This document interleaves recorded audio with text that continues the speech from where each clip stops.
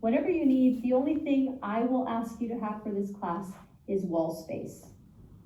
And we'll start with a supine version of shoelace. So you're going to go ahead and find yourself next to the wall. Just hip alongside the wall. And then from there, bring your legs up.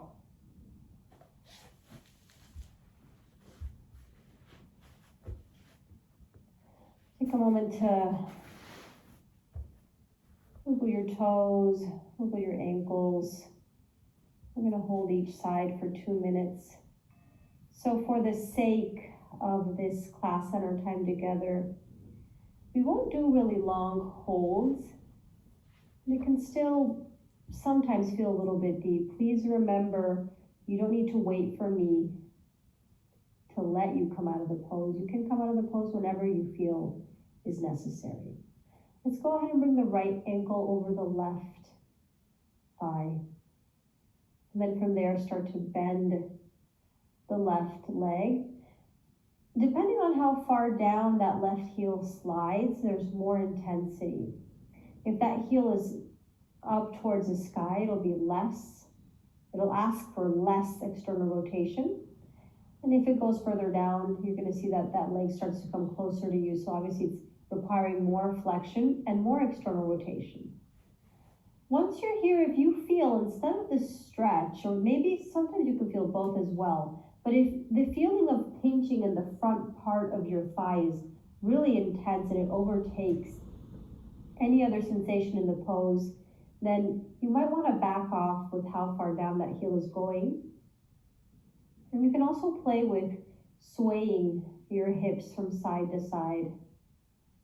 And this applies to anyone as well. Maybe you're comfortable, but you want to kind of find a juicier spot in the pose. At some point, you should try and find stillness. And I said should, but very cautiously using that word should, because the yin yoga practice really has no shoulds.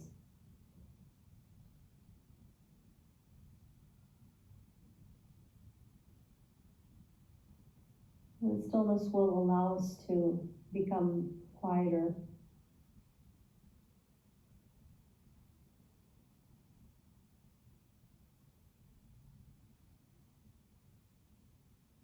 Feeling into the sensation. It's also okay if there is not a lot of sensation. We'll play with variations throughout this class, but please note that in some other lessons, go directly to whatever pose targets that muscle group the best.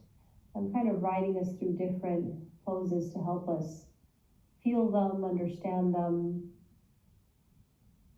give them as options, or in our own practice as well, expand our repertoire. And sometimes we don't have too much availability with the set of bones that we've got. You can go ahead and release, maybe the left leg and then the right leg. Bring your left ankle over the right thigh and start to bend that right leg, bringing that heel down. You're just now feeling into the left glute, maybe possibly IT band. If you need to, shifting your hips from one side to another.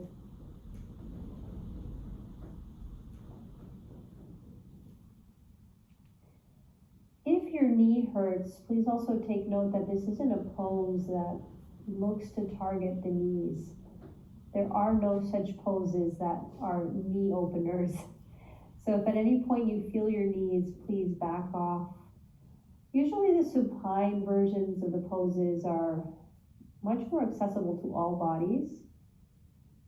It allows us to also play a little bit more with the freedom of just having our torso in one single spot, so then the hips and the femurs can kind of move more freely. So what I mean to say with this is most people don't really feel their knees too uncomfortable here, but most is not everyone. And so if you do, please listen to that.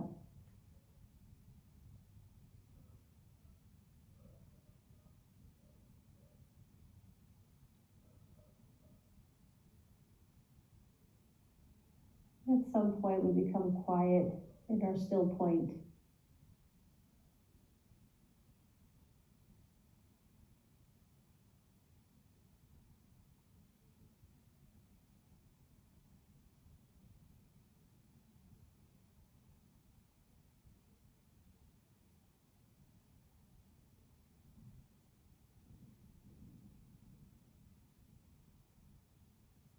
Note, I have not mentioned the breath once. So the bhava of these classes are slightly more aimed towards educational purposes.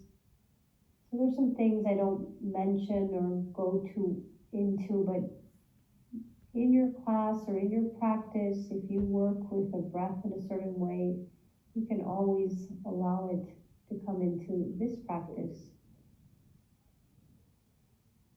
Because this practice is your practice.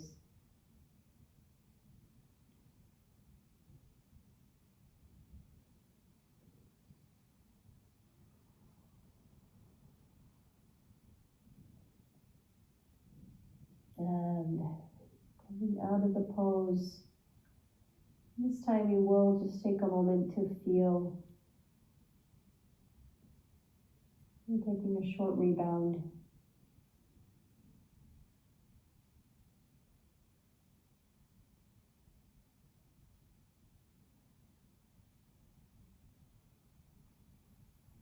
And at your pace, coming out of the pose.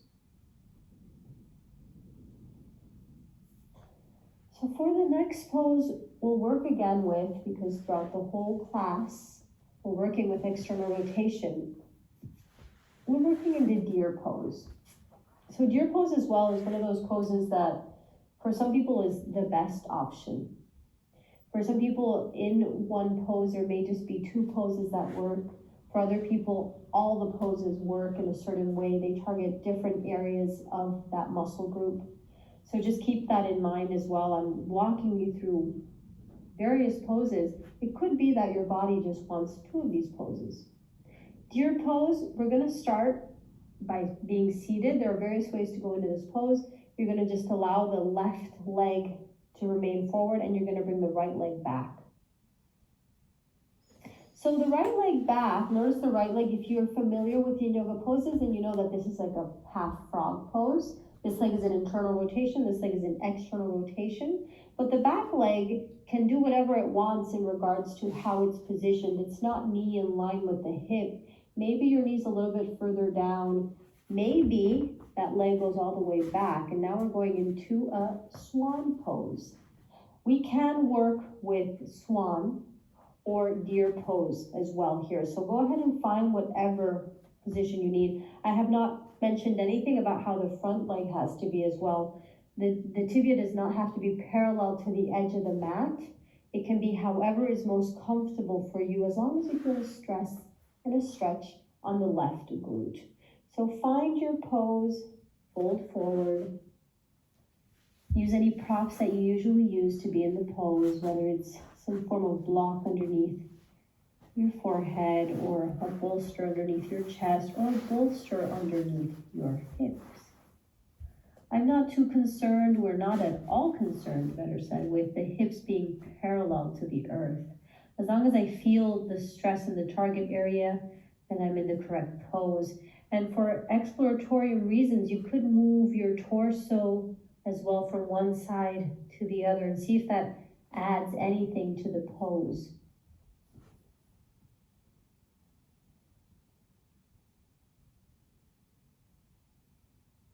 And then you start to become quiet and still.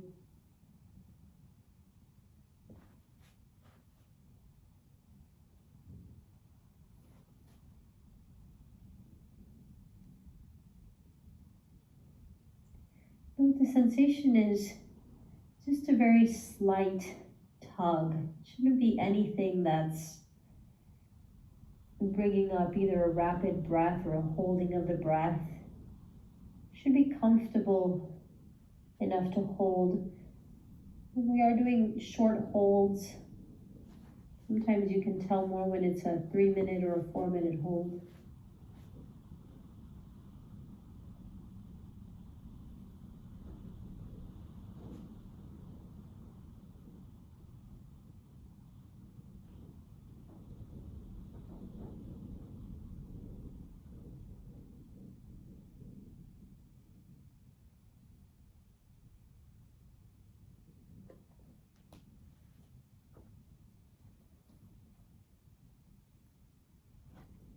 There's nothing wrong with also coming up if you wanted to, but you'd actually be working towards a different objective area, especially if the leg is straight out in swan pose. Really shifts the way you feel the sensation in the target area if you're folding forward or in an up version of either pose.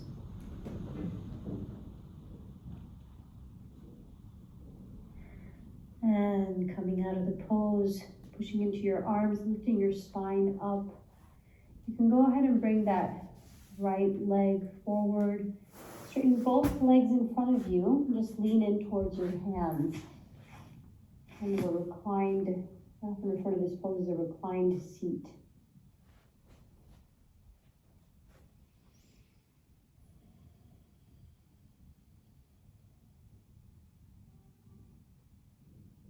Taking a short rebound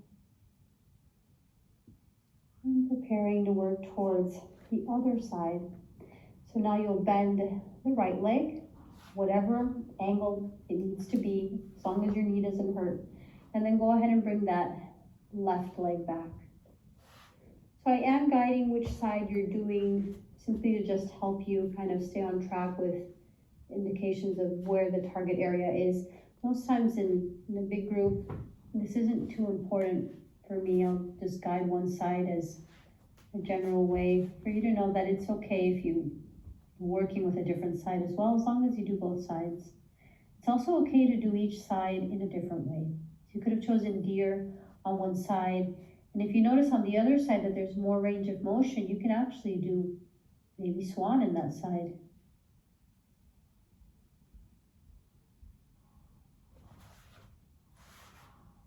So the body is asymmetrical regardless of whatever we do with our muscles to try and find symmetry. And just from a bone structure standpoint, it's asymmetrical.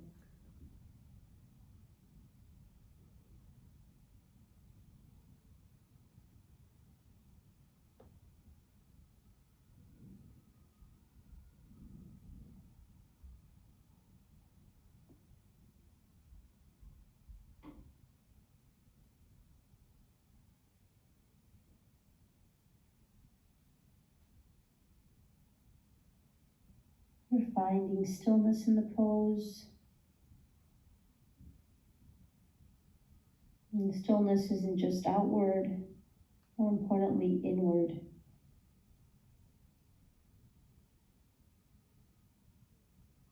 Can we quiet the chattering mind?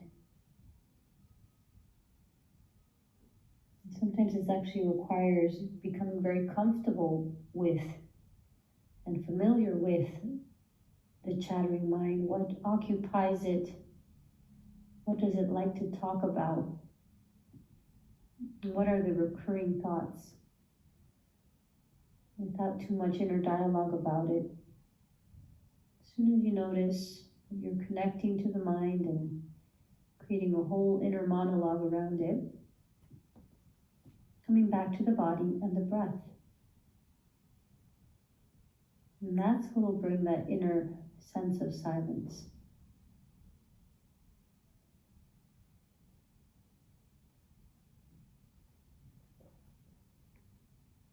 And gently coming out of the pose, lifting your spine up. Go ahead and straighten both your legs in front of you. And this time, take a rebound just laying on your back.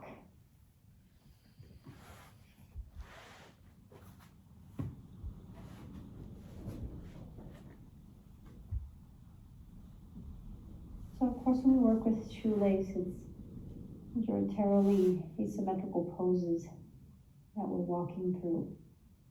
Majoritarily, if we're not saying all the poses, it's actually all of the poses of the shoelace family are asymmetrical. And they bring a different state in the rebound. Rebound are these moments at the end of each pose in which we just feel, observe, take note, integrate.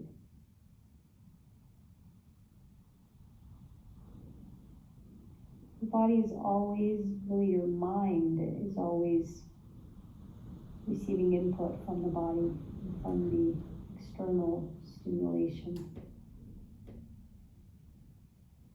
It's not until we sit down quietly with it that we notice.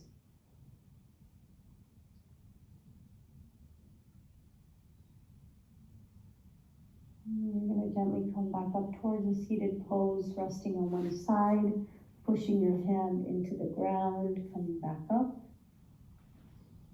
And this time we'll go into shoelace. So for shoelace, please note that we have different forms of shoelace. So for shoelace, we can start with a tight shoelace, and that's when you're just simply tying the ankles in next to your hips. We can go from there as well. I'm only going to give you 3 options here. We could play with different forms, but from here you can also go towards a loose shoelace or an untied. And these are the 3 options I'm going to give. For some body types, that type of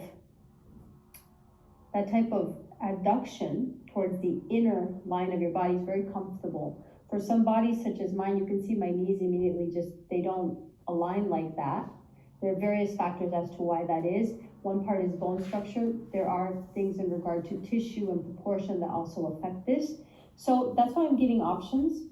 When you try whatever of these 3 variations and you fold forward, and as soon as you notice, yes, that's the sweet spot as well. I don't feel a stretch here when I do this variation, so I need to abduct. So that's when I just bring the heel over the knee. So you're going to bring your left knee over the right, whatever form it is. If I want to open it up, then it's the left knee over the right ankle. If I want to deconstruct, sometimes you have to, because you're going to notice your hip is just lifting up and it's saying, I can't ground. I can't ground because I've found enough external rotation for me right now. So in that case, then lower the foot and see if that helps. It's okay if the knee's up off the ground. We don't worry about bringing it down. If the knee hurts, then that's when I'm going to recommend maybe just go back to the wall and do shoelace at the wall. So from here, whatever variation you're working with, fold forward.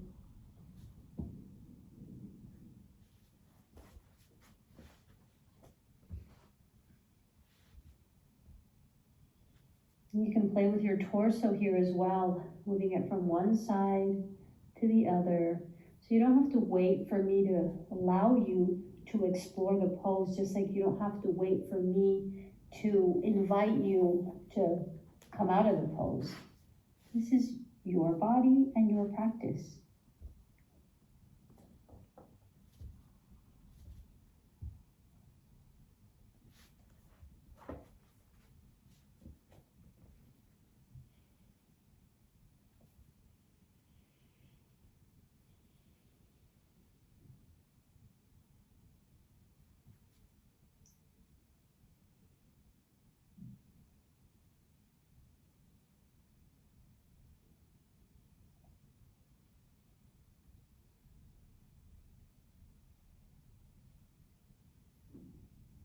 And for those moments of silence that are a necessary part of the yin practice, do try and make the most of those moments, especially because these are short classes, but they're packed with information. So I know that the way your body and your nervous system is responding to this is very different than if I was creating a class around a specific theme, such as relaxation, yin yoga and relaxation, or be a different state.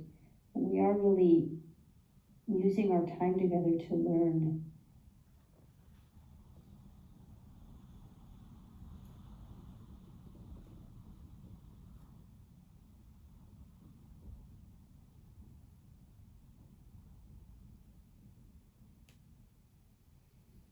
Coming out of the pose, lift the torso up.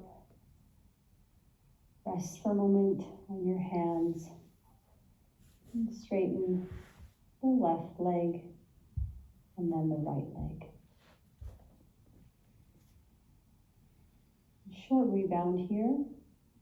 And prepare the other side. So now you're going to bring the right knee over. So your left knee is down, right knee is over. Whatever form you like of shoelace. Don't fight against what your body wants to do. So this is kind of the biggest indicator in a functional approach to yoga. If your body wants to lay down, you're going to let it lay down. If your body doesn't find a way to your hips don't have to be grounded in this pose, that's true. So it could be that without bringing that right side of the hip down, you could fold forward, and then as soon as you fold forward, you find yourself comfortably in the pose. But more often than not, when the hip doesn't bring itself down, it's just there isn't enough external rotation here, and that's why I invite you to then try the untied version of shoelace.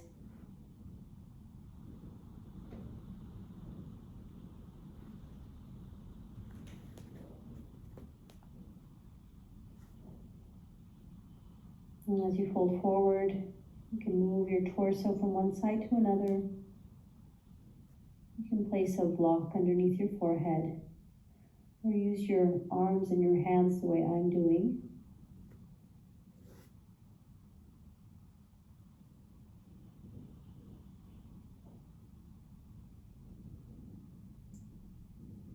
Eventually you will sit in stillness.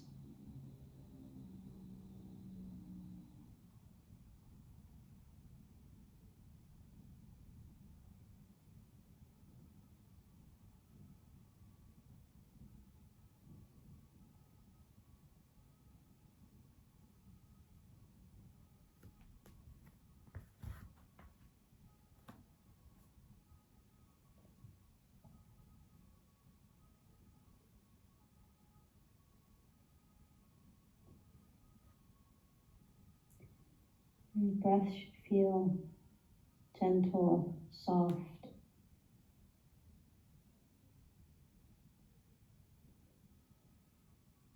Your body at ease. At any point it doesn't feel this way, you need to back off from the edge that we're working at. So we want there to feel a certain stress in this target area. It's not that we don't want to feel in this practice, it's not a restorative practice, but we do want the body to be able to handle that level of sensation. So it's way under what you would work in a dynamic class, especially if you're one of those people that really likes to power through.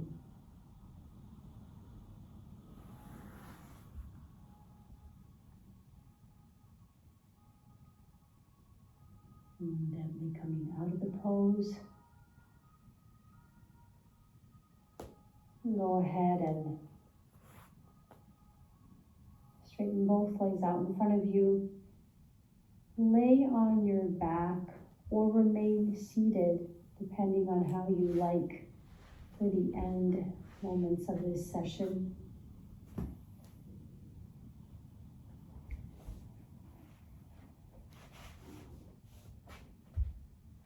So if you are going to do a Shavasana, make sure you're comfortable. Go ahead and place any blanket, your socks on, your sweater on, bring a cuddly bear if you need it. Anything that'll help you relax in the pose.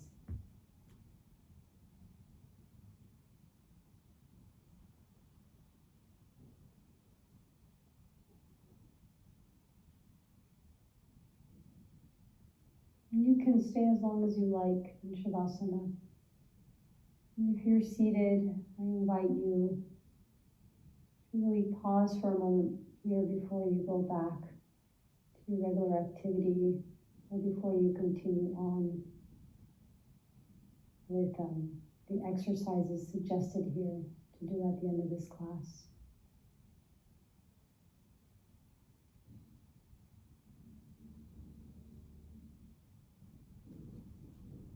Thank you so much for joining me today. I look forward to teaching you more about the saddle pose archetype tomorrow. Namaste.